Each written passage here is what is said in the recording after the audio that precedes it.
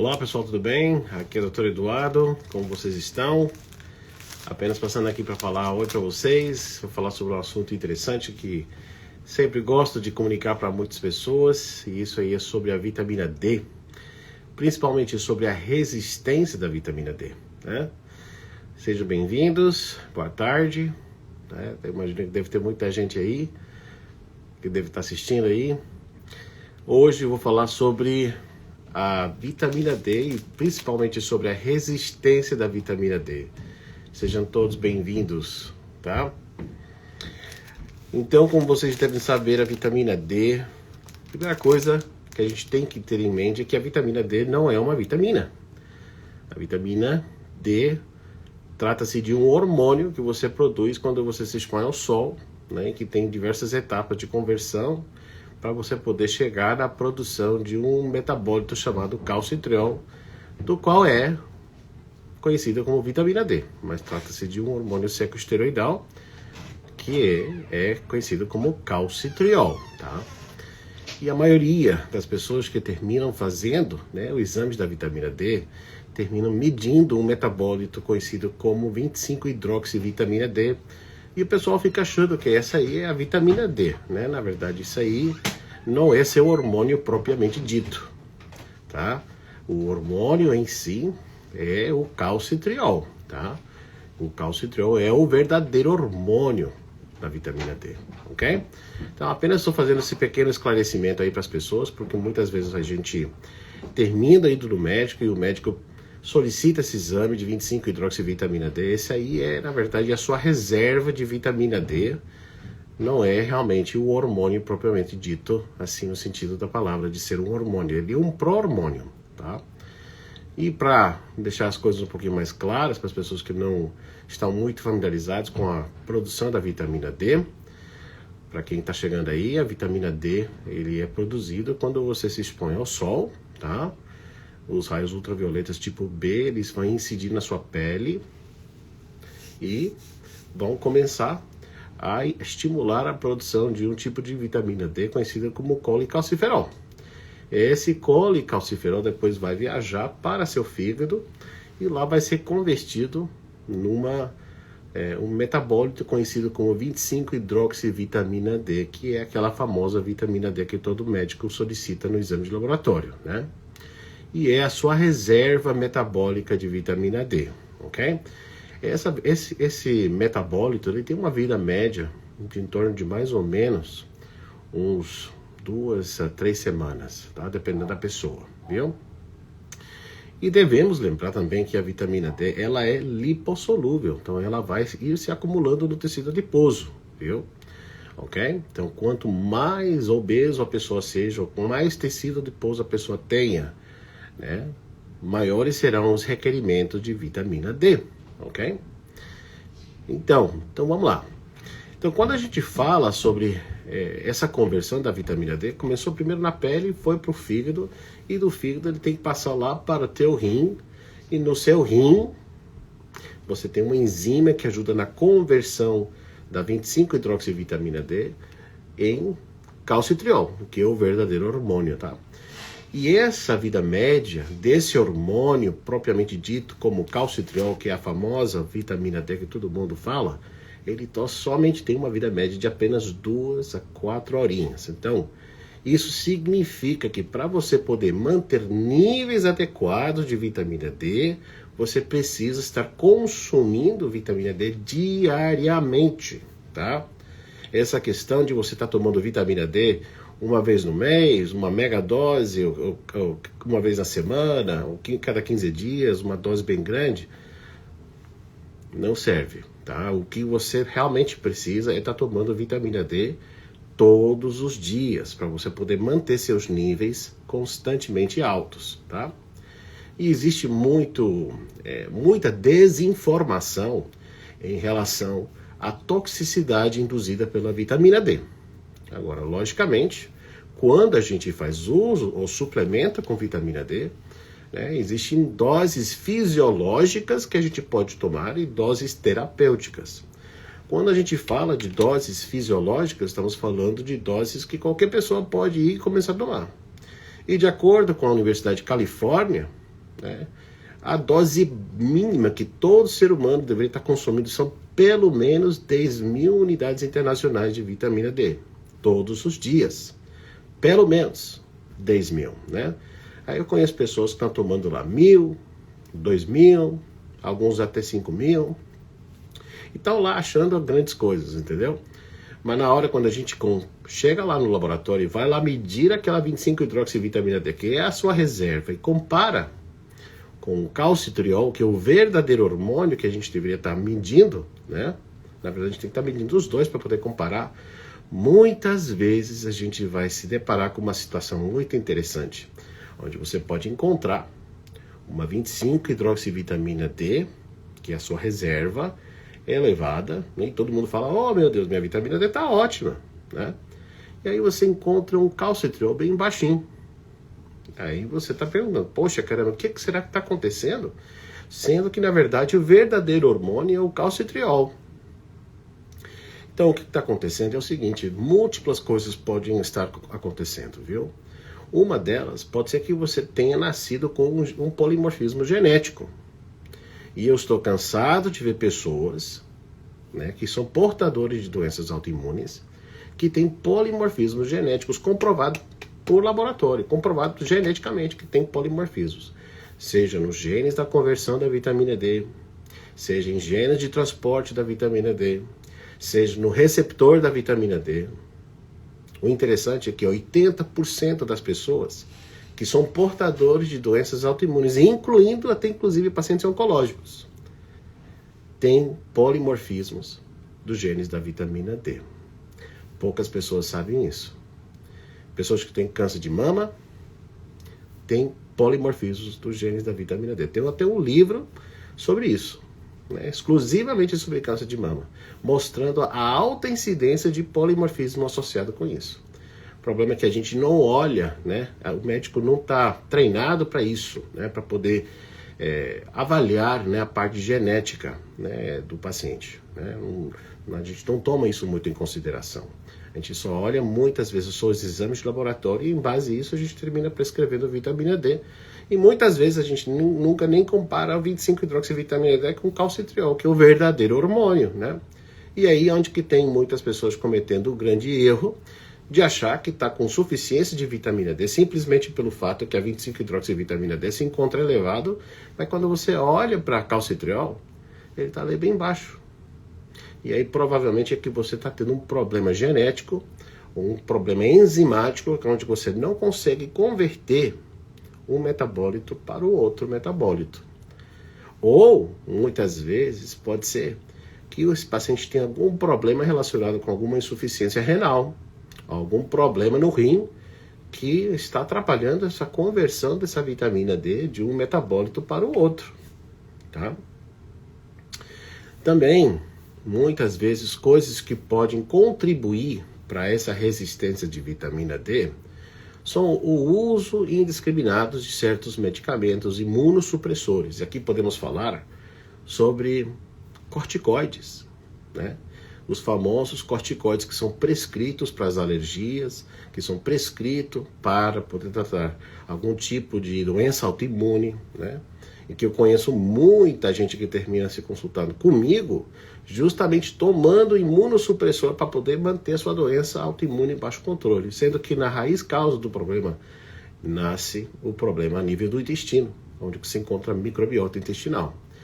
Então, os imunossupressores na categoria de corticosteroides, o que esses medicamentos fazem? Eles aumentam a expressão de uma enzima, eles aumentam a expressão de um gene que produz uma enzima que é chamada 24-hidroxilase, que degrada, termina destruindo seu calcitriol que você produz, tá vendo?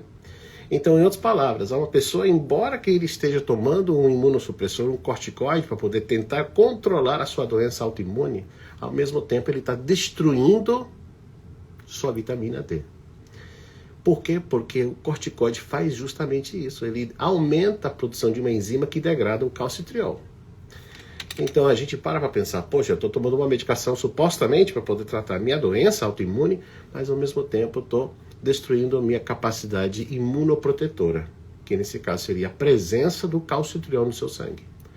E a maioria de cada 10 pessoas, né, 9 tem, de 8 a 9 tem deficiência ou resistência de vitamina D. Então, quer dizer, praticamente para todo mundo, né?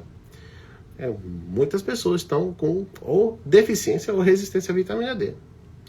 No mundo inteiro. Essa é uma verdadeira pandemia. Esse é um problema sério, um sério problema, né, que muita gente tem.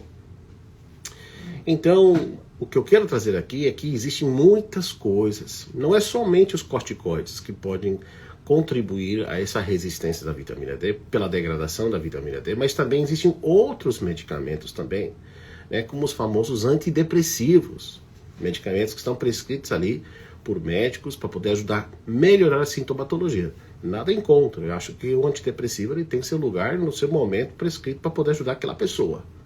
Mas também devemos lembrar que praticamente 90% da serotonina que é produzida pelo corpo humano, ela é produzida onde? No tubo digestivo.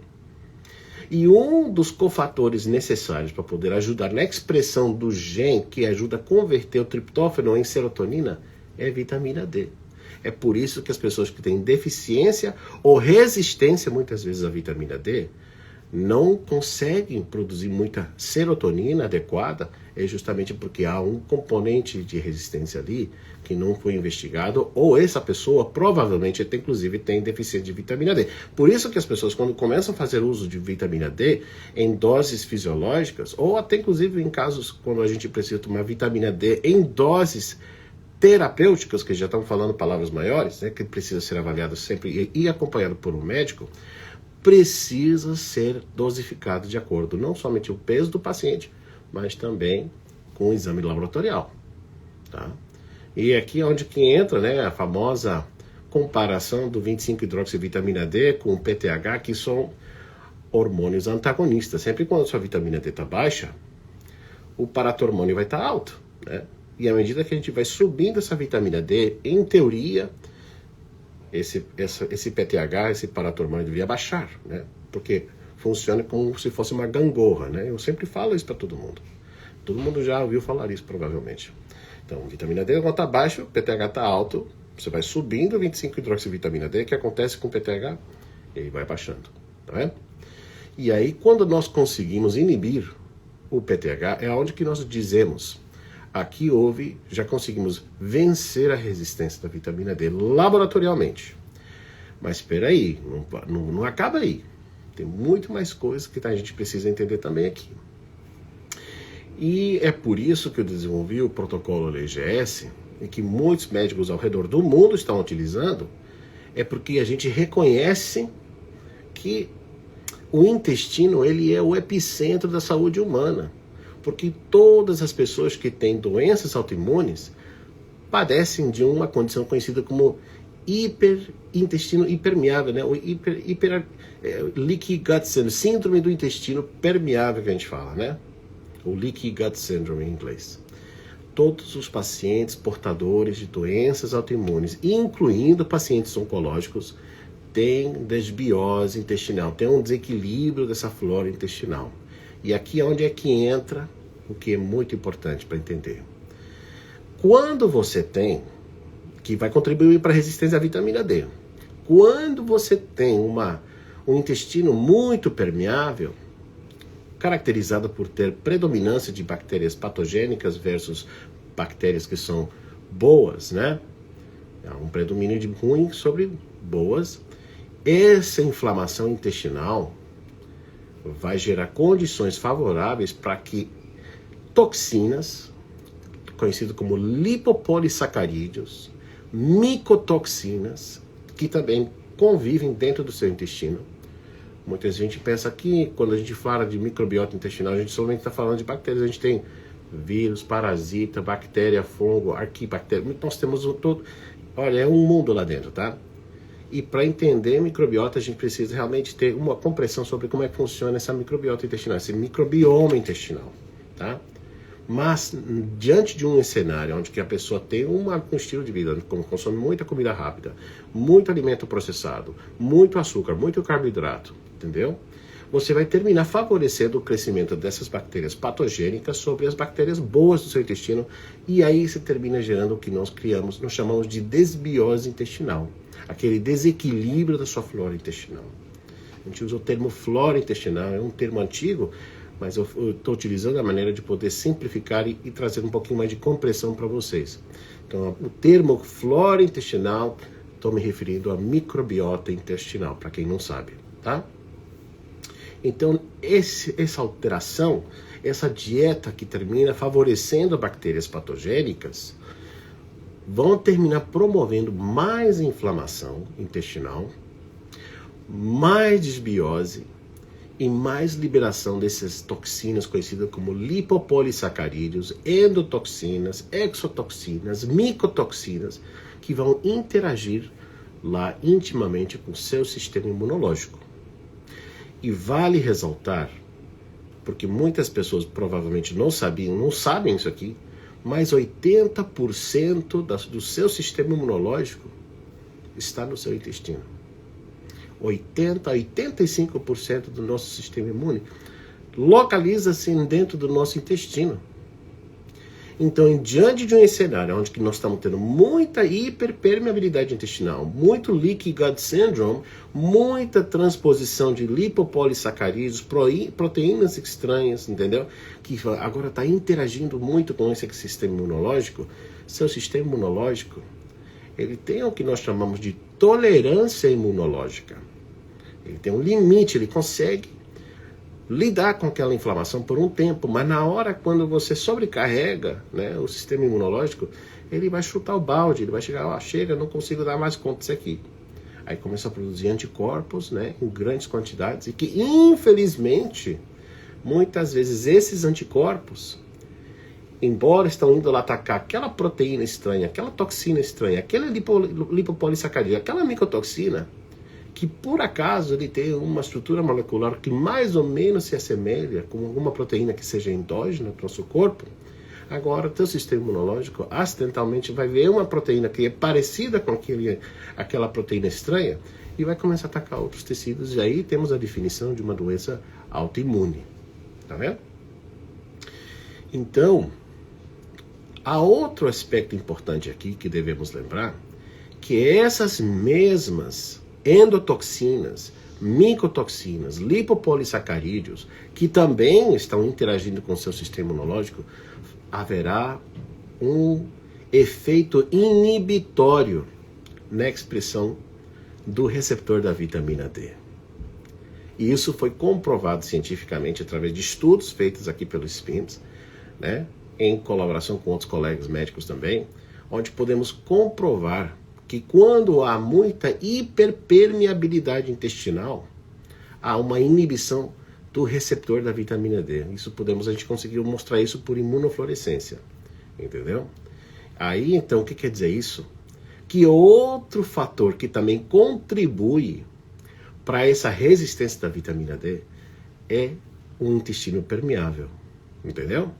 Então, todo paciente que é portador de alguma doença autoimune, além de ter um maior risco associado com polimorfismo genético de resistência da vitamina D, também tem outro fator que contribui de maneira significativa para essa resistência, e é justamente a hiperpermeabilidade intestinal, que contribui para essa resistência de vitamina D. E muitas vezes nós que somos profissionais da área da saúde, a gente não sabe isso. Não entende de que o leaky gut, né, pode ser um fator que esteja contribuindo para que você não melhore. Eu conheço muita gente que faz uso de altas doses de vitamina D, e que se consultaram comigo, e que não apresentaram melhorias. Por quê? Porque nunca trataram a microbiota intestinal. Mas no momento que você começa a tratar essa microbiota intestinal através de uma dieta anti-inflamatória, onde que você elimina o glúten, você elimina o leite, derivados lácteos, a caseína, as proteínas inflamatórias que estão presentes dentro do leite, o glúten, que é extremamente inflamatório, ele aumenta a hiperpermeabilidade intestinal. Isso já é uma coisa que já se sabe, né? o excesso de carboidratos, de açúcares, né? Nós sabemos que as bactérias adoram fermentar açúcar, eles vivem em base disso, né? Então, e de alimentos que são altamente processados, óleos hidrogenados, tudo isso favorece a inflamação no seu intestino. Então, a sua alimentação tem que ser o primordial aqui para você melhorar. Você precisa literalmente mudar seus hábitos alimentares. É que eu sei que não é uma coisa simples, né? Porque isso requer de muito esforço, muita disciplina, mas isso é a primeira coisa que deve ser feito, é mudar a alimentação. Por uma alimentação que não tenha glúten, que não tenha leite, que não tenha açúcares, que não tenha muito carboidratos, que não sejam alimentos processados, que não tenha óleos hidrogenados, etc, etc, né? E muitas vezes, dependendo do seu perfil da sua microbiota intestinal, haverão, né, algumas dietas que você pode se beneficiar, algumas que você não deve consumir. Tem pessoas que, por exemplo, padecem de uma condição conhecida como SIBO, né, que é um supercrescimento bacteriano do intestino delgado. Tem pessoas que têm IMO, que é um supercrescimento do intestino grosso, entendeu? Tem pessoas que têm SIFO, que é um supercrescimento de fúngico, a expensas de cândida. Enfim, tem tantas causas e diversas causas e condições de múltiplas etiologias que podem estar contribuindo para seu intestino permeável. E é por isso que nós fazemos exames da microbiota intestinal para poder determinar qual é a causa contribuinte. E também, às vezes, a gente precisa fazer teste respiratório para poder detectar qual é a bactéria que você está fermentando lá no seu intestino que esteja contribuindo para esse síndrome do intestino permeável. Por quê? Porque você precisa lembrar o seguinte: 80 a 85% do seu sistema imunológico está no intestino. Então, para melhorar, precisamos mudar o terreno, precisamos melhorar essa diversidade microbiana. Não adianta você querer forçar a barra, tomando imunossupressor, pensando de que você vai fazer milagre com isso aí e sua doença vai entrar em remissão. Isso não acontecerá. Sua doença está silenciada apenas, mas não está tratando raiz causa. E aí é onde que a vitamina D entra como um grande aliado. Por quê? Porque nós sabemos que a vitamina D, ele é o hormônio mais importante que regula o sistema imunológico. Ele é o hormônio que literalmente vai dizer para seu sistema imunológico: olha, vamos parar de produzir inflamação e vamos ir para uma via anti-inflamatória. Entendeu? E todas essas coisas que acabei de mencionar desde o início dessa conversa que eu estou tendo aqui com você, que está ouvindo o que estou falando para você, ouça com muita atenção. A sua vitamina D, ela é fundamental para a sua saúde. E muitas vezes a gente não toma ela a sério. Às vezes você nem sabe quais são os seus níveis de vitamina D. E muitas coisas que eu vejo o tempo todo é profissional da área da saúde que não sabe interpretar os valores de vitamina D. Não sabe a importância de medir 25-hidroxivitamina D versus o calcitriol. E comparar isso com o PTH. E, claro, sempre monitorando o cálcio também, para evitar toxicidade, se a gente está fazendo uso de doses terapêuticas. Que existe duas coisas. Uma coisa é dose fisiológica e outra coisa é dose terapêutica. Então a pergunta é: doutor Eduardo, o que é uma dose fisiológica e o que é uma dose terapêutica, de acordo com o protocolo LGS? Uma dose fisiológica habitualmente oscila em torno de 150 a 200 unidades internacionais por quilo peso, por dia. Isso aí é a dose fisiológica. Então você faz a matemática de acordo com o seu peso, tá? Mas se você é portador de uma doença autoimune, então dose fisiológica às vezes provavelmente não vai ser a sua dose ideal. Você precisa necessariamente ter que fazer uso de umas doses muito maiores. E aí estamos falando de em torno de mais ou menos 500 unidades internacionais por quilo peso por dia. Então, isso diferencia nosso protocolo de outros protocolos que tem por aí. Por quê? Porque quando você modula bem a microbiota intestinal, tá? Os requerimentos de vitamina D caem. Porque lembre-se, uma das razões pela qual você termina desenvolvendo resistência à vitamina D é justamente pelo fato de ter hiperpermeabilidade intestinal. Essas toxinas estão contribuindo para a sua resistência. Porque elas inibem a expressão do receptor da vitamina D. Então, vale lembrar. Está entrando essa toxina? Está entrando. Então, esse sistema imunológico está sujeito a poder estar exposta a essa toxina. E se tem essa toxina, essa endotoxina, lipopolissacarídeo, micotoxina, seja o que for, haverá um processo onde que você vai terminar ativando uma via inflamatória inibitória do receptor da vitamina D. Então a pessoa pode estar tomando todas as doses de vitamina D que quiser, mas o receptor não está aí.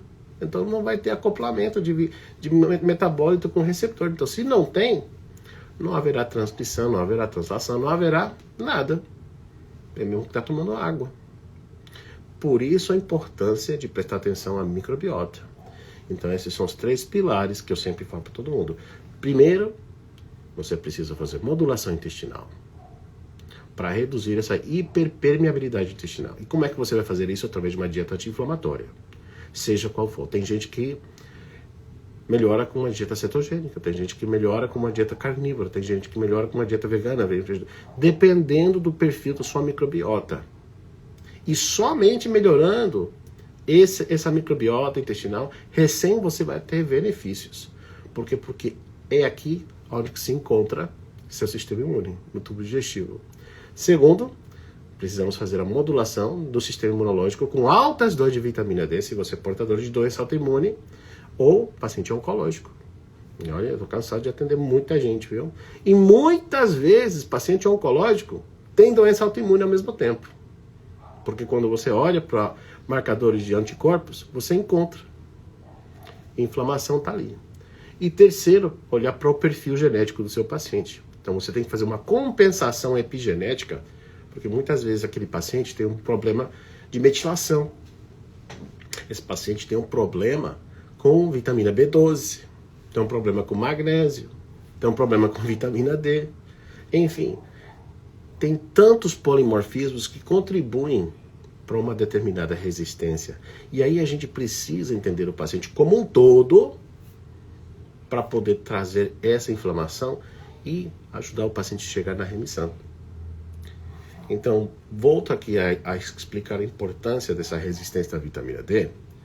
É que, primeira coisa, para melhorar sua absorção, por exemplo, eu tenho paciente que tem doença celíaca. Tem gente que não deve estar consumindo glúten, né? E essa doença celíaca, quando se manifesta na pele, ela aparece na forma de dermatite herpetiforme. É a mesma doença, só que está se manifestando na pele. Mas se você for fazer uma biópsia desse epitélio intestinal, você vai encontrar que essa pessoa não tem microveliosidade. Quer dizer, absorção zero. Então os requerimentos de vitamina D sempre vão ser maiores. E você tem que evitar certos alimentos. Além disso, tem pessoas, por exemplo, que têm doença de Crohn. Estou cansado de atender pacientes com doença de Crohn. Ou com colite ulcerativa. Eu tenho pacientes com colite ulcerativa e doença de Crohn, que é IBD, Irritable Bowel Disease, doença do intestino irritável. O paciente que tem um intestino inflamado não tem o mesmo intestino de uma pessoa normal. Ele não absorverá nutrientes da mesma maneira. Eu tenho um paciente que já fez até cirurgia, retirou 2 metros do intestino com doença de Crohn. Você acha que essa pessoa vai absorver os nutrientes normalmente? Claro que não. Os requerimentos sempre vão ser muito maiores. Você tem que dar 10 vezes a dose do normal para poder chegar em níveis ótimos de vitamina D. Então aqui para analisar, pela lógica, né? Se você tem uma doença autoimune, como doença de Crohn, sua capacidade de absorção está comprometida. Se você é um paciente que tem qualquer doença autoimune, não importa, mas você tem um problema no pâncreas, quer dizer, você não está produzindo enzimas digestivas em quantidade suficiente, amilase, protease, lipase, você vai ter uma pessoa propensa a desenvolver desbiose. Você vai ter desbiose. Por quê? Porque você não está quebrando a comida direito. Então, isso gera condições adequadas para putrefação, inflamação e mais autoimunidade. Então, essa pessoa precisa ser avaliada. E é por isso que eu gosto de pedir muito o GI-MAP, porque eu posso ver quais são todos os marcadores intestinais que eu posso encontrar ali e detectar qual é a causa que o paciente tem em relação a como ele está processando esses alimentos, né? Muitas vezes no GI-MAP a gente vê o que é a imunoglobulina A secretora. Quando eu vejo uma pessoa que está com uma imunoglobulina A secretora muito elevada, é um sinal de que está tendo uma infecção. O corpo o sistema imune está tentando combater aquela infecção. Mas se você vê o contrário, se essa imunoglobulina A secretora está bem baixo, é um sinal que esse paciente está com imunossupressão. O sistema imunológico não está conseguindo lutar contra a infecção. E muitas vezes é porque tem deficiência de vitamina D. Então aí para você ver, simplesmente por fazer uma avaliação da microbiota intestinal, você já pode ter uma noção de o que está acontecendo esse indivíduo. É uma história para contar. O exame da microbiota intestinal, que eu trabalho muito, eu trabalho com vários, mas um que eu gosto de utilizar bastante é o famoso GI-MAP aqui dos Estados Unidos. Por quê? Porque é um exame completo, que te dá muitos parâmetros para você poder fazer uma avaliação mais minuciosa do que está acontecendo nesse intestino desse paciente. Por que é tão importante fazer isso? Porque o intestino é o epicentro da saúde humana. É no intestino que você vai poder saber o que está acontecendo com o sistema imunológico. Tá vendo? E os exames complementares, laboratoriais, estão aí para poder te auxiliar em nortear qual vai ser a dose que você vai utilizar em relação aos suplementos. Então, todos nós somos únicos. Uma pessoa aqui está dizendo, somos seres únicos, somos um microcosmos, né? Realmente somos. É por isso que seu protocolo precisa ser elaborado de acordo com o seu perfil, de acordo com o perfil do seu microbioma, de acordo com o seu perfil laboratorial em relação à sua vitamina D, de acordo com o seu perfil genético. Por quê? Porque isso aí é uma medicina de alta precisão, que é muito diferente de você estar apenas tomando suplementos por conta própria sem saber o que realmente está acontecendo dentro de você, né? A gente precisa entender que cada ser humano é um mundo separado, né? Não existe aqui que todo mundo é igual, não existe isso, tá? Seremos todos iguais em diante dos olhos de Deus, mas cada um tem sua própria bioquímica e fisiologia, que é o que te caracteriza como um ser humano, entendeu? Então, voltando a falar um pouquinho sobre a resistência da vitamina D, que isso foi o tema de hoje, né? Eu não quero me estender muito aqui também, porque eu sei que hoje é final de semana, né? Todo mundo tem coisa para fazer, tá? Mas eu queria trazer apenas um pouquinho à tona a importância de entender que existem múltiplos fatores que podem contribuir para essa resistência da vitamina D. Mas dentro de todos os meus anos de experiência trabalhando, que são mais de 20 anos trabalhando como médico, uma coisa que eu aprendi na vida aqui é que o intestino permeável, ou um paciente que tem síndrome do intestino permeável, é uma das razões principais contribuintes para desenvolver resistência de vitamina D, viu? E isso é uma coisa que deve ser entendida diante de todos os profissionais da área da saúde, que seu Leaky Gut Syndrome é um fator contribuinte para a sua resistência de vitamina D, ok? Muito bem, pessoal, é isso aí que eu queria conversar com vocês. Eu sei que muitos de vocês provavelmente devem ter muitas perguntas, né? Fiquem à vontade, mandar mensagem para mim, né? É um prazer sempre estar aqui conversando com vocês. Não faço lives muito seguido, mas sempre quando eu converso com as pessoas eu tento trazer conteúdo que é bem importante, que pode ser muito, às vezes, determinante para poder ajudar as pessoas a entender o que provavelmente está acontecendo na vida dessa pessoa. E, quem sabe, até inclusive ajudar trazer um pouco de luz e iluminar esses seres para poder encontrar uma solução na sua vida aí, tá bom? Um forte abraço aí para vocês, Deus abençoe, tá bom? E até a próxima, tá bom? Tchau, tchau!